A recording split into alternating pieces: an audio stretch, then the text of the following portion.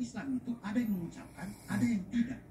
Dari dulu tuh tidak ada masalah. Saya baru tahu kalau itu ada masalah ketika di Jakarta ini. Kami dulu dari sana tuh aman-aman aja gitu. Di situ yang saya heran, kok bisa ya orang Katolik dilarang tuh kalau lebih paham syariat Islam daripada tretan Muslim. Wow. Dia tampil di sini pakai sorban loh. Ya begitulah kalau kita pakai sorban hanya untuk pencitraan. Ya gitulah.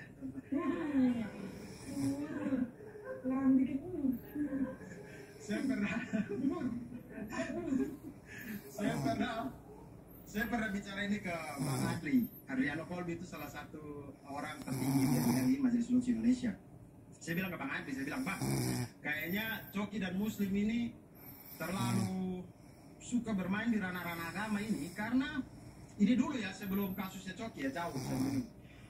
Jadi saya bilang Coki dan Muslim selalu bermain di ranah-ranah agama ini karena memang mungkin mereka itu tidak pernah punya pengalaman hidup di tengah kerusuhan.